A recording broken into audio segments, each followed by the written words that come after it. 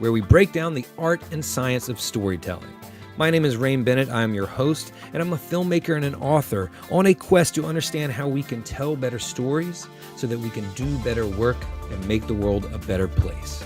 Each episode, I host one of the world's best storytellers to help you understand how to leverage storytelling to increase your sales, deepen your connections, and serve your audiences better. Thanks for tuning in to this week's episode, and I hope that you love it. Hey, Doug, welcome to the Storytelling Lab. Thank you. Thank you for having me. Yeah, I'm excited to talk to you because we get to poke some holes in the hero's journey today, which I like to do, not because I dislike it, but because it just gets, the narrative gets spread so much of like, this is the structure. Right. And even in short form or business storytelling, brand storytelling, right? And it's like, one of my philosophies is that doesn't fit for everybody, right? Especially if you're not making Star Wars. So Right. I'm excited. I'm excited to jump into this because I see a lot of people in our space that talk so much about the hero's journey. And I'm like, 17 steps is way too complicated to help people just starting off on their storytelling journey to understand how to connect with people, you know, through story. Right. But I'll stop there, and I want you to like pretend we don't know what the hero's journey is. So somebody listening to this is like, what is Rain talking about? Define to me in your words what the hero's journey is. Okay. So a great starting point is tackling the idea of what a monomyth is. If you want to break down the literal translation, mono meaning one or single, and then mythos meaning story. It's the idea of a single story that repeats. And I think one of the things that has dogged the hero's journey, perhaps unfairly, in one way of looking at this, is that it has been pitched at times, like you just said, as a one size fits all, that everything is the hero's journey, that all stories fit into this.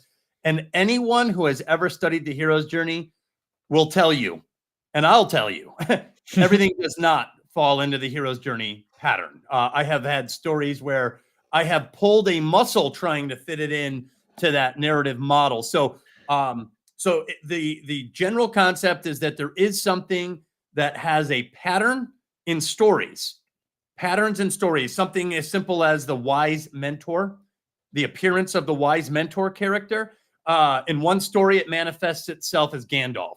In another, it's Morpheus in The Matrix. In another, it's Obi-Wan Kenobi. So it's a similar pattern and a similar type of character or event, and yet it expresses itself differently in these other stories. A monomyth takes, several of these archetypal designs, strings them together, and creates an entire narrative arc. And one of those narrative arcs is called the hero's journey, and that is monomythic in that it is a single type of story that repeats, albeit differently with each story. One's Lord of the Rings, the other is Star Wars, the other is The Lion King. So, the stories themselves are very different, and yet under the hood, there's certain patterns that are very, very similar, and it's fascinating to study those patterns. You really are a storytelling nerd. I love it. That was a perfect answer. I love how you laid that out. It's gonna set the groundwork for the whole conversation. So just perfectly done. I want to dive into a little bit of your past, your history, because I suspect that you were, like me, watching movies, reading books, at a young age. So just a personal question. What were some of the stories that you really loved when you were coming up? Well, I probably won't have too many surprise answers, and maybe a couple at the end. But I'm Generation X. Okay. I'm a latchkey kid. I grew up in the '80s, and Yep. I was weaned on Star Wars and Star Trek, the films, and Raiders of the Lost Ark, and Temple of Doom. E.T. was a big one when I was a kid. These movies captured my imagination, as did the world's imagination was captured by these films. So there was a sense growing up that you're a part of something when you're in the audience at a movie theater. I remember when the trailer to Batman 1989 came on, and the Batwing comes swinging in, and I'm 12 years old, and the theater's going crazy. And I'm looking around, I'm like, oh my God, people are really into this. So it's not just a movie, it's not just a book. These are stories that have gripped the imagination of millions, perhaps billions of people, intergenerationally. And so I've always been fascinated by that. And why? Another movie that really grabbed my attention that maybe is less obvious, Amadeus. I Mhm. love the movie Amadeus. It came out in 1984. I found myself studying that even as a kid, trying to figure out how it's put together. And by the way, it is not a hero's journey. I tried so hard to map that into a hero's journey, and it was one of the most elusive stories of all Yeah. time. And yet it was one of my favorites. So I grew up in that era, and I am very similar to a lot of boys and girls in my generation, in that regard. So Aliens was another one. I loved Aliens and Alien, Terminator 2. These were some of my favorite films of all time. Yeah, man, I'm right behind you. I'm an elder millennial, but my brother is Gen X, and so I was always hip to the films and movies and music of that generation at a very young age. I was watching movies that I shouldn't have been watching at 5 and Oh yeah. 7 and 8 years old, but Terminator 2, man, I have a vivid memory in '91 of coming out of the movie theater, in the daytime. You know how weird it is when you come out of the dark cinema Yeah. for 2 hours and then it's like 3 o'clock in the afternoon, bawling with my brother. My mom picked us up. She's like, "Well, how was the movie?" And we're like, "We loved it." Just sobbing after that scene where he's just like lowering Yeah, himself man, the down. Terminator. He was such a good Terminator. Oh my gosh. Thank you for that. No, I vibe with all of it already, 100%. So when did you start to understand that, like, this was not just some, because in the early days when we're consuming stories, we almost don't understand that, right? It's just consumption. We know we love it. We're not breaking it Right. down and analyzing it, et cetera, et cetera. When did you start to realize, like, hey, I dig this on a deeper level. Like, I want to inspect this and go deeper and understand this and research this? I did early on. I wanted to be a movie director. Okay. So there was some interest even as a boy Yeah. in analyzing movies on some level on with the through the lens of why is this working? Yeah. And then there's another movie you're like, why is this one not working? This one's obviously a bust, Why is this sequel terrible compared to the original? So I was always interested in what works and what doesn't. But as I got older and moving to Hollywood to become a film director was, no longer in the cards. I really gravitated toward writing. And the other thing that's very unusual about me is that I'm a Byzantine enthusiast.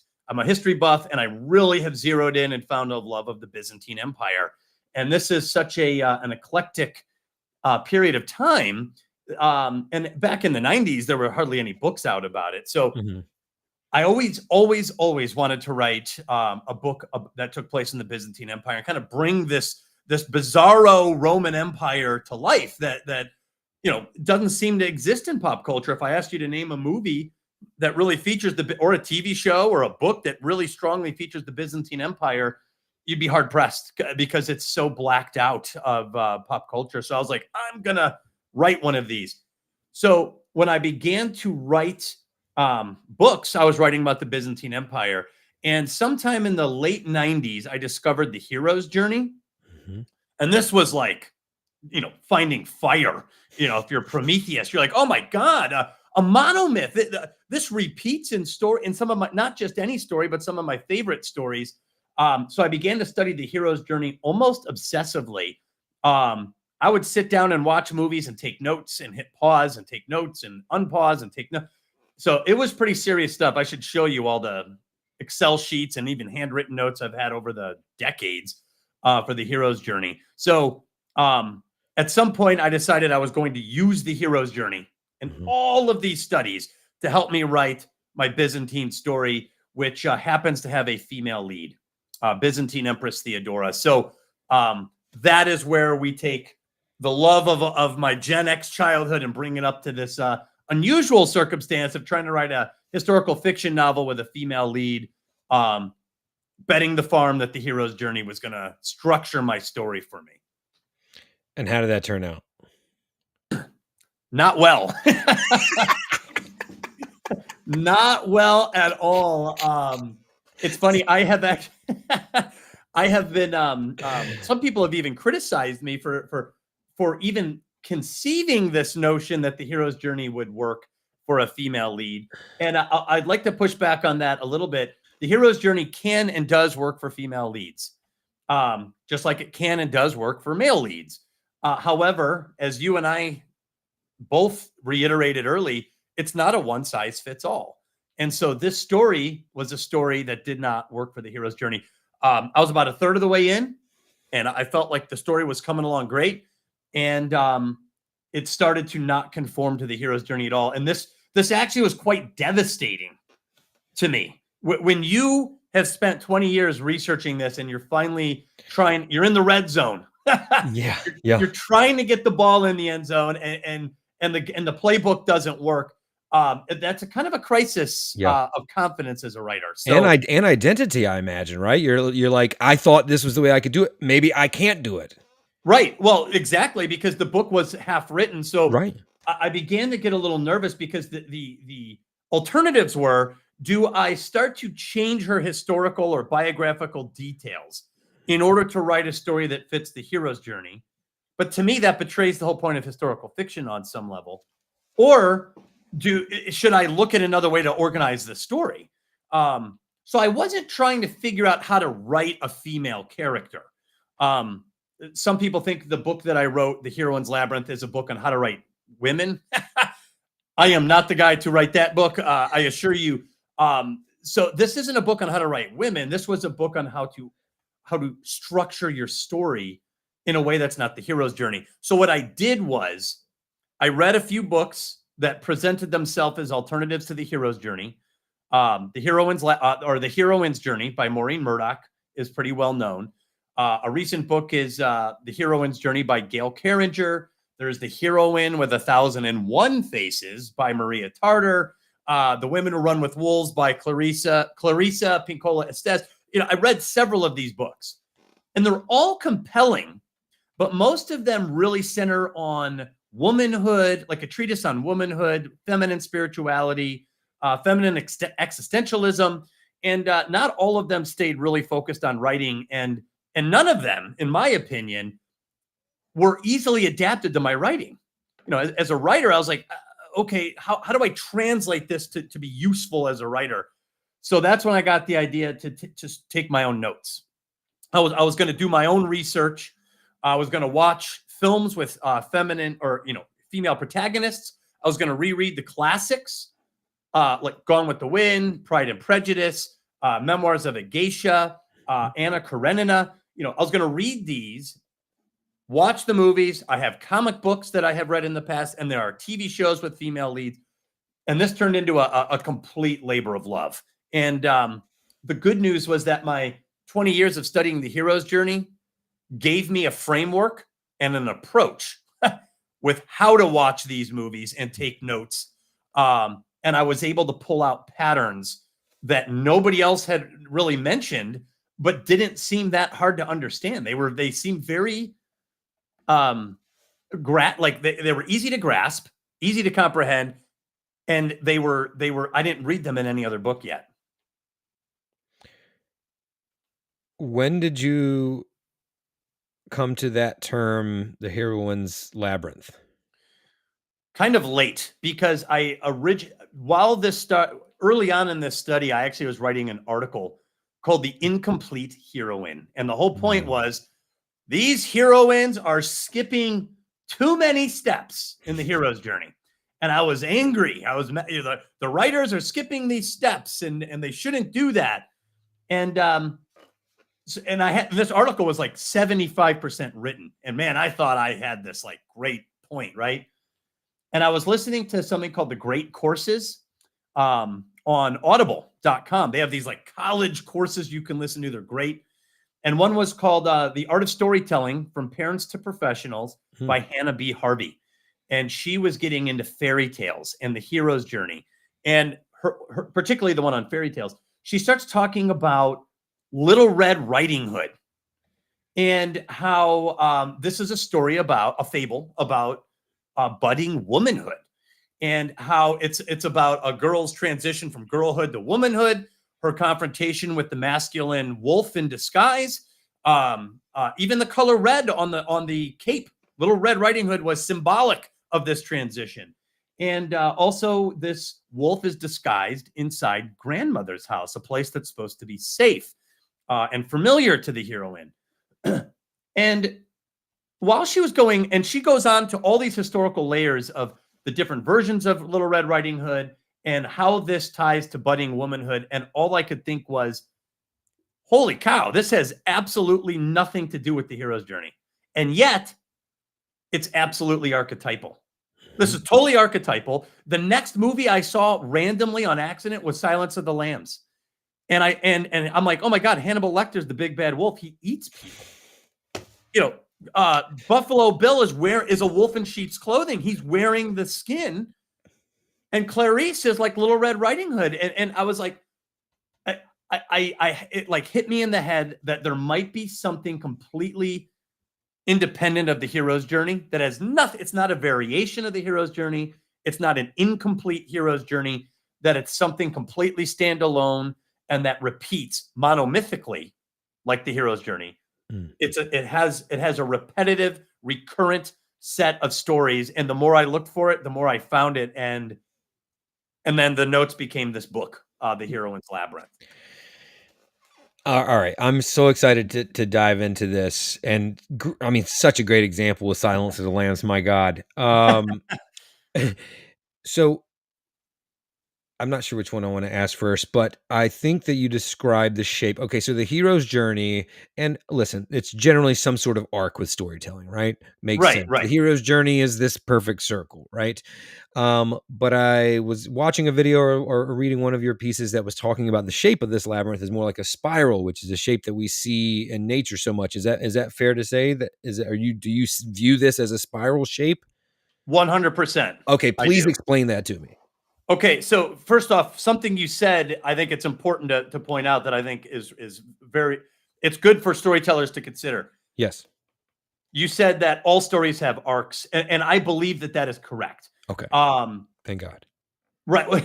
So what I'm saying is there are things that have nothing to do with the hero's journey and have nothing to do with the heroine's labyrinth that are still going to be present in storytelling. Right. Like a call to adventure. That is a storytelling device that will probably occur in almost every story, regardless of your structure, right? Fair. On some level. So there are certain storytelling tenets that I do think exist beyond any monomyth. So that said, I think the old design was kind of a pyramid shape. You have the beginning, the climax, and I think they called it the denouement, or the conclusion, the resolution, and it was this pyramid shape. The hero's journey created, like you said, the circle where the hero starts, and Joseph Campbell clearly delineates something he calls the departure, the descent into the underworld, and then the return, and that's the circle. And the heroine's labyrinth isn't just a spiral; it's a very specific type of spiral. I would describe it as the galaxy spiral, which is a spiral that swoops in and then mirrors itself and swoops out. Okay. Got it. Yeah. And that's important because the original spiral that I had would just circled inward and stayed there. And Christopher Vogler, in fact, pointed out that from a design standpoint, the heroine ends up stuck in the middle of the spiral. And so that's why I took another look at the spiral. So the galaxy goes into the middle and then it comes back out again. And I think that's perfect. So instead of a departure and a return, you get an immersion and a rearrangement of the labyrinth from the actions and decisions of the heroine. I love that. I'm having a little bit of a moment here to be very vulnerable and transparent. And I'm probably not the only kid that did this, but I used to draw this as a kid. I'm not an artist, never have been, like, visually, but like I always just gravitated towards doing the spiral you just described, like just doing a little arc, a little spiral, and then reversing it back. That's about all I could do. And I do different little branches of it, blah, blah, blah, blah, blah. but I don't know. So maybe I'm overthinking it, and this is something everyone doodles. But for me, in this very moment, I'm like, it's some like profound transformative thing where I'm like, oh my god, it's been within me the whole time. Uh, or maybe just a very cool coincidence. But when you described it, I'm envisioning this thing that I've drawn on paper in doodles my whole life. Well, Uh, it is like a puzzle. So there is yeah. something compelling even about the doodle, because not only are you trying to get it to look symmetrical, Yes. but it's like you go to the middle and then you try to get it, because I did similar things, I guess. Regular spirals, the galaxy spiral. There's even that Fibonacci sequence, which is Totally. the golden sequence, I think they call it in Golden ratio, I mathematics. think. The golden ratio. Is that right? Yes. Yeah, yeah. Thank you. Yeah, well, Um, totally. I'm on the same page with you, and maybe it's more like all of these shapes and designs just now we're really gonna get woo woo. Exist within us, exist within the universe, right? So it's like we're tapped into that, and as storytellers, as humans. I don't know. I had to well, think I about it. agree. I think that there might be something to that. Maybe, but yeah, that just hit me. Okay, so let's let's get back down to ground. Um, so let's talk about and compare and contrast what's happening in the heroine's labyrinth versus this typical hero's journey that we've seen. I've got my thoughts on it, but I'd love for you to Sure. describe like just the difference in those structures and what's happening in those two, archetypes of stories. Okay. And by the way, I'm curious to hear your thoughts too, because anytime you talk to someone new, they're going to add something to this, and Yeah, it's lovely. always fascinates me because someone will always say something that no one's ever said yet I before. got So something for you. I'm ready when you cue me. awesome! You I go can't wait. first. So like I said, the hero's journey. In fact, when you read Joseph Campbell's book, Act One, he titles Departure. Mhm. And Act Three, he titles Return. So, The Hobbit, there and back again. This is the basic idea. And it is epic. The hero leaves his native culture. He goes into liminal space, into the wilderness. He has to survive just the elements in many cases. These vast territories of sea, space, or desert. And then confront a militant outsider, hopefully defeat that militant outsider, and then return. And along the way, the hero must also gain competency in skill sets, which, if he fails to gain this competency, it could cost him his life. And by the way, I think that's why the hero often refuses the call at first, because this is not just a journey. This is a journey where your destruction might be waiting for you at the end of that road. So you better think twice before answering the call to adventure. So one of the things that I noticed was missing in several hero-centric stories was this refusal of the call. And that bothered me because I thought that writers were intentionally skipping this step to make heroines look more ready to go on an adventure, perhaps. But I realized that the heroine's journey inward to the native culture is just fundamentally and existentially different than what the hero is facing. I do not think when she answers the call to adventure within the native culture that at the end of that road, it's the greatest likelihood that there could be her annihilation at the hands of another. It's certainly possible, but it's not as overt as it might be for a soldier's journey or a hunter warrior's journey that has that ethos in it. Mhm. So a lot of heroines also have a lot of confinement in the home culture. So they're very eager usually to answer the call to adventure. So that was one of the things that I noticed early on. So the journey almost always takes place in the native culture. So that means that she is often surrounded by characters who speak her language, who know the world just as well as she does, who occupy her home, parental figures, family figures, friends. They live in her neighborhood. These are people that know her. So if she runs into trouble or has problems with these people, that problem stays there and surrounds the heroine. That's not really the case with the hero on the journey. He moves more linearly away as he deals with confrontations in that more linear sense as he goes further outward. So that's one thing. Two, the villains of the hero's journey and the heroine's labyrinth are different in a definable, recognizable way. So when I think of the hero's journey, the villains are what I call the distant dragon archetype. And the distant dragon is not usually a member of the native culture. They are what I describe as a militant outsider with culture annihilating capabilities. So in the old medieval sense, you have the distant dragon, and the distant dragon breathes fire, right? This can annihilate villages. And we've seen it, the lake town of Dale in The Hobbit, the smog just could devastate this place. But in Star Wars, instead of the dragon breathing fire, you have a Death Star that could shoot this green beam and annihilate a planet. In Lord of the Rings, you've got Sauron and the armies of Mordor that are going to destroy the world of men and destroy Gondor. In Star Trek 2, you've got the Genesis torpedo. It could take down a planet and rebuild it. So you've got this culture annihilating capacity, and the hero is going to have to face that, right? That's scary stuff. That's not to be minimalized. However, the villains for hero-centric stories are rarely fit that description. They're not Thanos. They are homegrown members of the heroine's own native culture. They tend to be social apex characters that wield social power, and they tend to have a duplicitous side. So they're like the Minotaur. I call this archetype the masked Minotaur, by the way. Mm-hmm.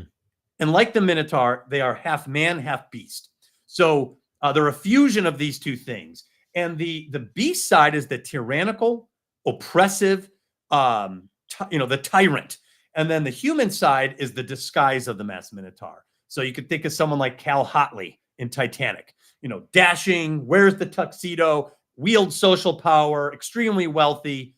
And in one scene, he's giving her the Hope Diamond. And in the next scene, he's slapping her. He's assaulting her and telling her, you're going to learn your place as my wife.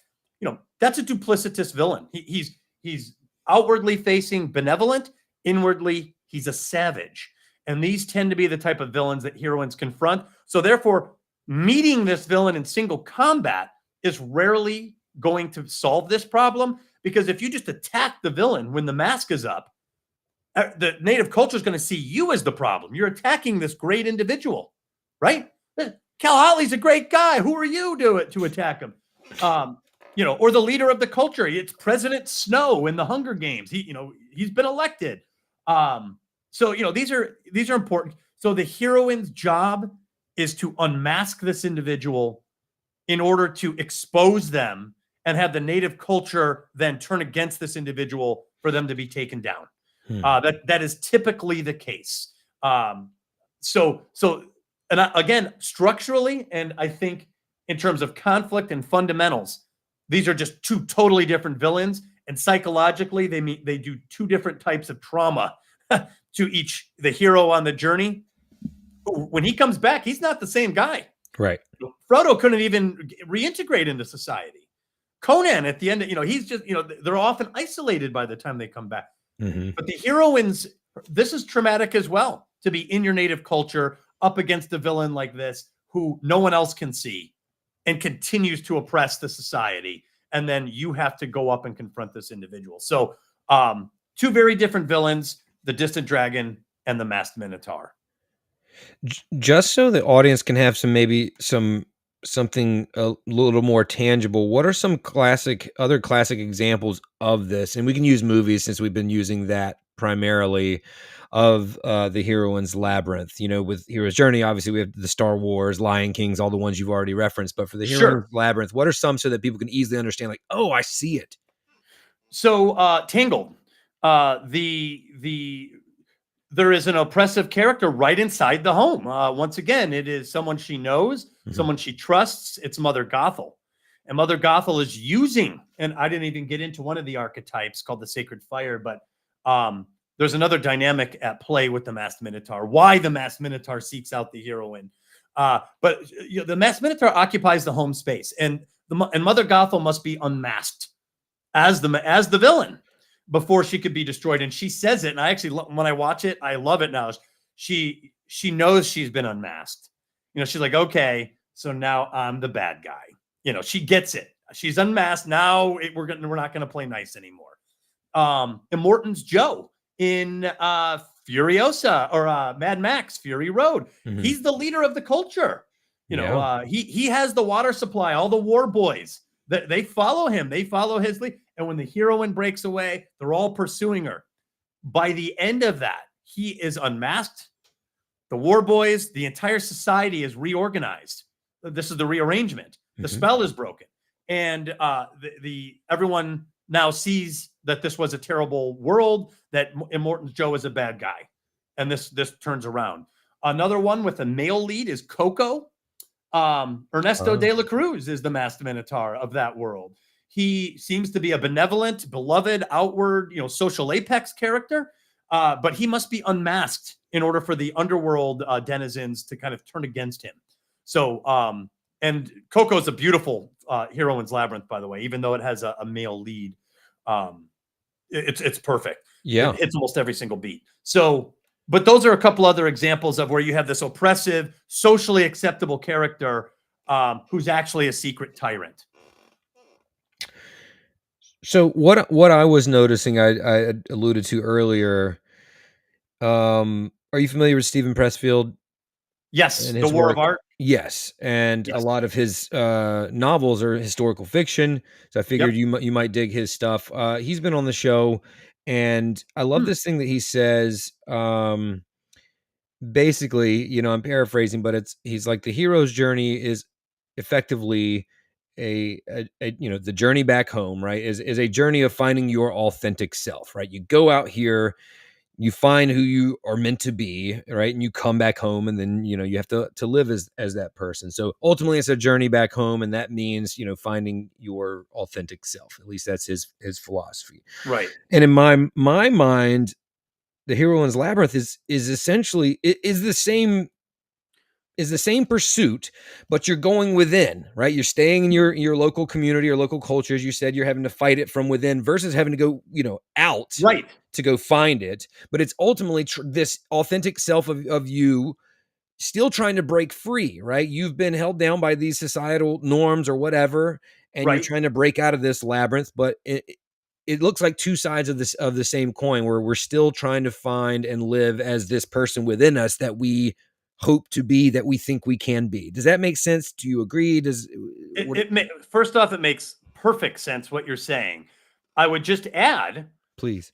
that I think that those are two examples of growth arcs. And Hmm. that's what we love in stories. Yeah. That's what we love.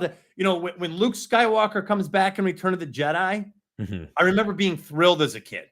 I was like, "Ooh, this Luke means business. He's not messing around with Jabba." And Yeah. then he goes and and then you're like, "Okay, this guy's going to face Vader this time." And the Emperor's sitting there and he's all alone. Yeah. Like, wow, what happened to this kid from Tatooine to have the the courage to go face these guys? So, that's a growth arc. Something happened to Luke along the way, and he found, like you said, he found himself. He grew. He matured. Right. Mhm. So this is also like when I string together the archetypal designs of the Heroine's Labyrinth. There is a growth arc there, and I think the rearrangement, which is the end segment of the Heroine's Labyrinth, is so important because something in the native culture is rearranged in a positive sense, and it could be small, like your household. You Yeah. stood up to your mother, you like Mother Gothel, you stood up to your father, and you made your stand. And their eyes were watching God. Janie, she vindicates herself in her own home. She frees herself in her own home, in a sense, from two definitive masked minotaurs, and then a third who, interestingly, kind of turns into a masked minotaur, which is really interesting. But anyway, she vindicates her home. That the rearrangement is within a small space, but it still counts. Yeah. Or it could be massive, like Katniss Everdeen, who overturns the entire social order of Panem. So, there's a rearrangement there. Something changes. And what I think is important, just like the hero returns and there's the boon, Yeah. society is rewarded from the hero's efforts, right? Society Yeah. benefits too. That is also true of the heroine's actions. Because whatever creative force that she brought back into the world or restored, or by taking out the masked minotaur, society also benefits from this. So when one household is vindicated by one heroine, in that smallest of sense, world's a better place. And if the entire social order is corrupt and she's the revolutionary that goes up against it and takes this down, the society benefits from this. So there is a similar dynamic in a personal growth arc and maturity, and the relationship that has between your protagonist and the society they live in. You had said something at one time that I heard about the labyrinth being, I don't know if you said a metaphor for the human psyche, but basically Oh, comparing the two. Okay, you know where I'm going with that? yes. Can you elaborate on that a little bit? Because I found that really intriguing. Yeah, in fact, I have to credit. There's a screenwriter. He's a Hollywood screenwriter. His name is Cameron Pasha, and he was the one who actually Okay. really mentioned this to me. He's like, Doug, there's a lot of similarities between the labyrinth and and human psychology. Yeah. And he even pointed out that the maze, when you look at a circular maze from above, it almost looks like the human mind. Totally. And right, it's kind of cool to think of it like that. And there's a great hero-centric story that really shows this, Inside Out. So Inside Out, it's inside her mind, and the heroine, the outer heroine, is navigating the world, the native culture, but inside there's a heroine, and she's going through these mazes of the human psyche with all those like memories, the colored memories on the wall. And and there's a scene where it zooms out and it's a giant maze in there. And this maze looks just like the human mind. So Cameron's point, and I agree with it, and it sounds like this is what you were getting at, is that the labyrinth, while it may be a metaphor for socio-cultural conflicts, the choices you have to make at home in your culture in order to succeed, which have consequences, some have dead ends. While that works there, it also works as a it's an inward journey. So human psychology seems to be a almost parallel metaphor for the labyrinth. And I love that. And I think it's true. I love that too. And it's kind of brings me back to my little woo woo moment where I was talking just the shapes of things, right? Or like, how blood vessels look just like the veins in a leaf or a tree or roots in a tree. I mean, it's all universal, babe. I love it. Yeah. Are you familiar with the new show? I think it's Apple TV, Shrinking, with Jason Segel and Harrison Ford. No, I was just asking. Have you heard about what's that movie with Jason? It's called The Shrinking? No, just Shrinking. It's on its second season. It's a show on Apple TV, and it's about psychologists. So Harrison Ford is like the practice owner. Jason Segel and another woman, I forget her name, but she's awesome. She's coming up right now. Like work there. So it's just about these psychologists, psychiatrists, and their own issues, yada yada yada. Hilarious, but very real. The writing is incredible. Brett Goldstein's a writer on it and creator from Ted Lasso. But the intro titles do that exact thing. It's one of those lawn mazes, and it zooms out, and it's the brain at the end of the opening credits. Oh, and I need to use that in the video. That's exactly what I was picturing as you were describing it. But also a plug for that show because it's hilarious, but heartfelt and just very honest about the things we're all going through. I mean, they're supposed to be the professionals, but obviously their lives are in shambles too, and they're figuring it out too. So it's just about all of us. Yeah, exactly. It's about all of us trying to get through this human experience. Yeah. Well, that's great. You're the second person that mentioned shrink. I keep wanting to call it The Shrinking, probably because I just saw The Shining. But yeah. But hey, there's a maze in The Shining too. And there is a maze in the hedge maze. Yeah, man. How funny. I use that one in my presentations a lot, and I don't mean for it to be as malicious as it seems, but I talk about the 30,000. If you can zoom out and look at your journey, it's easier to spot the opportunities and the obstacles. And there's that great shot of him looking down at the maze when, after they cut from the boy and the wife running through it. But yeah, that's a great shot, by the way. It's a great shot, even though it's totally irrelevant. Like, I'm not using it for its horror implications when in my presentations. It's a great visual of him looking down on it. But yeah, man, I mean, again, here we are. These images keep popping up all over stories, all over life. Well, and The Shining is another great example. That's It actually a is. hero-centric story. Totally. I mentioned in my book that I always thought of it as a male-centric story because Jack Nicholson, I'm distracted by his star power, and he's great in that. Mhm. So I'm not taking anything away from Jack Nicholson, but it's a heroine-centric story. She's the heroine of that story, and who's the masked minotaur? It's her own husband. It's another familiar character. He's inside the home. Now, again, the home is transplanted inside the Overlook Hotel, Yes. but um, it's him. He Yeah. has to be unmasked. So, and she even says at one point they're giving her a tour of the Overlook, Uh-huh. and she's like, "I have to leave a trail of breadcrumbs to memorize this," and that's a reference to Hansel and Gretel. Totally. So you've got this labyrinth of the Overlook Hotel, and then thematically, and then you have a physical labyrinth right outside with the hedge maze. And that's where the Minotaur, his demise occurs, is Yeah, inside the yeah. maze. Yeah, I was gonna say, and boy, did he unmask himself. Oh yeah, he went down hard, man. Um, so when you're writing this book, what are some of the standout lessons that you experienced, or learnings that you had from the research, from actually writing this? I'm sure there were little light bulb moments all along that process. Were there any like epiphanies that you had along the way? Yeah, you just said that there was a lot. There was a lot of epiphanies along the way. One was the feeling good that I wasn't locked into one monomyth or one Yeah. model, like that I'm not stuck to the hero's journey. And in fact, as I've progressed, I've begun to appreciate the hero's journey as something separate instead of it's different when you're told this is the only storytelling monomyth, and you kind of know there's others, but generally speaking, you look at it as though everything has to be this. Now that I'm free of that thought, it doesn't have to fit this. I could set it over here, and I've got the Heroine's Labyrinth over here, and now I see archetypal designs that pull from both. Barbie, the new film Barbie, actually starts as a hero's journey, and then she returns halfway through, and then it settles into a Heroine's Labyrinth story where the home is compromised.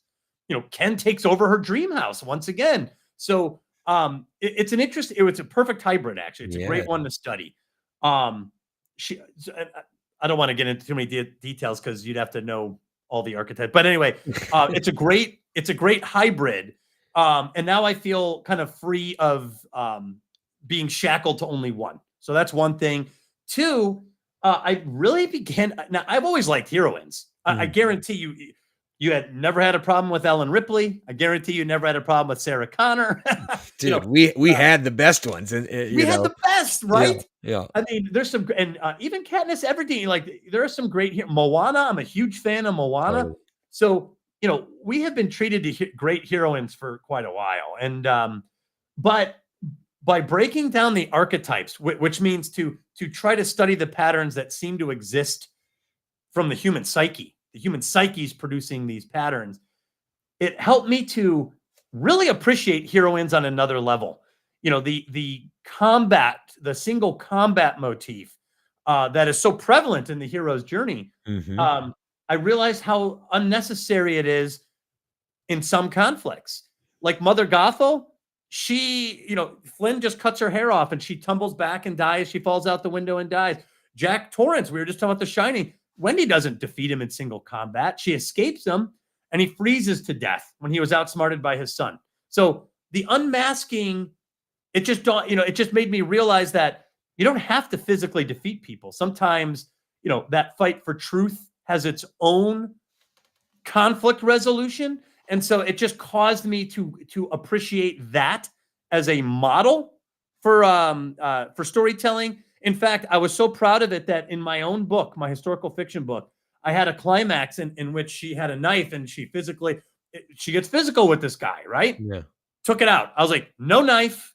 No, she's not going to deliver one punch, no roundhouses, nothing. And yet her moment should be absolutely heroic in its own right by trusting this pattern. And the book did win awards. So I feel like, I feel like it must have done something right. So, but my point is, like, those lessons helped me in a scene like that, zero in and strip away something that didn't need to be there, and then to supersize what was there. And I felt like, the scene absolutely leveled up because of it. So there's a lot to Absolutely. learn A from lot to our learn hero. for all storytellers to understand there's not just one path, right? I love that so much. There's not just one way to convey or articulate a victory or a transformation. So Right. it's so helpful. Well, and to be honest, there's Yeah, probably a lot more out there. yeah, That no one's discovered yet or no one's articulated yet. I'm convinced there's going to be more of these um, as we go, as we find something to center on and focus and take another look at. So, you know, there could be more. yeah. I'm sure. When'd you meet Vogler, by the way? um, Last year, we reached out to him, and because he's one of the godfathers of all of this. I look at Joseph Campbell as Prometheus. He's the one who stole the fire from the gods. He came down, but Joseph Campbell was an academic writing for academics. Right, right. And I don't know if you've ever read The Hero with a Thousand Faces, but it is tough reading, man. Dude, totally, totally. I'm I would glad you're have saying that. Yeah, I would read it and I'd think and I'd read it and I'd reread it and I'm like, man, I don't know if I understand what he's saying. I feel very seen right now. Okay, thank you. Yeah, there's no shame in struggling through it because it's very esoteric. It's very deep. Great word, yeah. But he came up with this, and then Lucas, who was an academic at USC Film School, studied it as an academic and then applied it as an artist and made Star Wars. And then you had the third column in this, which I believe is Christopher Vogler. He came in and said, I'll translate Campbell so that writers in particular can understand how to use this. And I think he also did something else besides translating. I think he modified it and universalized it. Yeah. Because if you go to the original hero's journey, it is ultra male centered. There's woman as temptress in there. Like there's things in there that we'd be uncomfortable discussing today. However, now that I have the Heroine's Labyrinth, I'm more comfortable looking at the original hero's journey again. So I'm like, maybe there are things that are on the male journey that might be archetypally unique and still important. And so we shouldn't throw it out in the effort to be universal. We should preserve it and separate it and have both. And then there's still value in a universal model, I think, in the middle as well. So I reached out to Vogler and I mentioned this and he was interested. And I was like, oh my God, Christopher Vogler, man, that's intense. And he came on a couple times to a YouTube channel that I was on and we spoke live like this. And what a treat that was. We got to talk about his experiences with Joseph Campbell, his evolution into the hero's journey and what he had hoped to accomplish. And he had voiced some concern that the hero's journey, because it wasn't universal enough, was about to be annihilated. He was worried that the whole thing would be thrown out. And so I think he was also happy that this, in a way, gave the hero's journey some breathing room, because now we have something else to look at that stands alone, and the hero's journey can be appreciated for what it was. And we had some great conversations. Mr. Vogler is steeped in knowledge, as you know. I think you've spoken with him as well.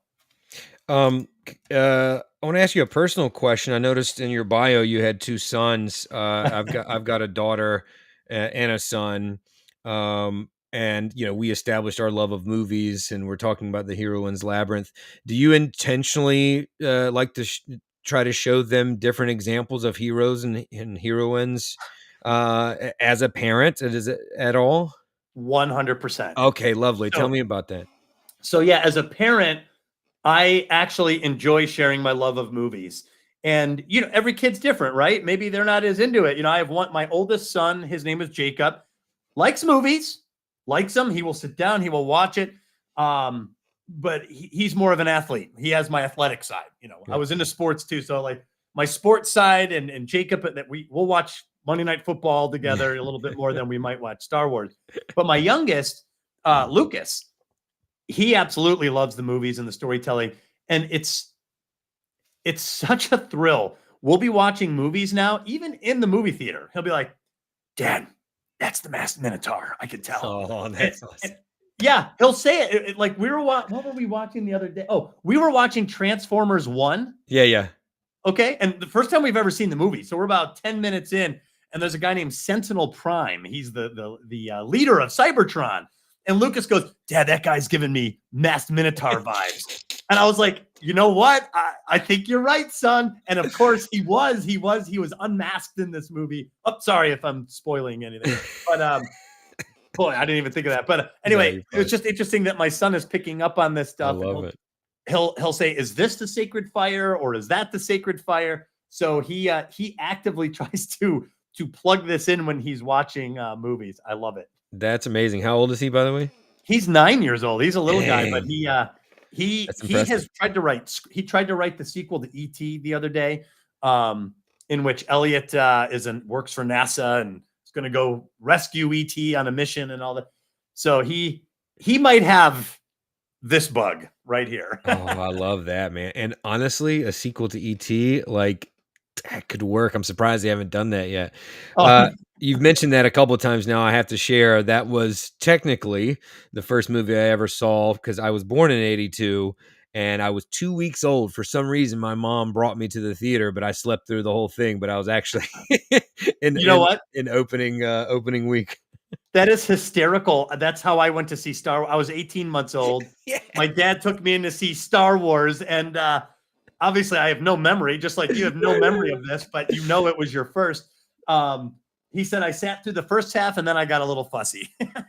Yeah, that's awesome. And I think it was my first one because I went back to see it when I was 5, and I think it was the first one that I actually remember too. And dude, when he's running trying to catch his family and his heart's pumping out of his chest, like I'm again bawling. There's a theme. Terminator 2, E.T., Rain Cries. I've always been a sensitive being. Hey, there Um, is no shame in it, man. I no. was watching ET not maybe a month ago. I was in tears. Yeah. And my kids were looking at me. I'm like, "Dad's just having a moment." I got emotional when all the Gen X boys Yeah. decide they're going to rescue ET, and Yeah. there's this great cut, and they have the camera on at ground level, and you Uh-huh. can see the bikes racing forward, and John Williams' score kicks in, and it's heroic, and all the boys they've got ET, and they're making a break for it, and I just love it. It's the best thing ever. Oh man, nostalgia's kicking in hard right now. Hard. Um, Douglas, this has been such a pleasure, man. Like, oh, I could talk to you for hours. This is awesome, man. Thank you so much for being here. This was a pleasure. Well, thanks for having me on. I enjoyed it didn't even feel like an interview. It just felt like a It never is. conversation. Just like I said, just a conversation between storytelling nerds. Right on. Loving it up, man. And I'm glad you're passing it on to the next generation. I'm trying to do the same.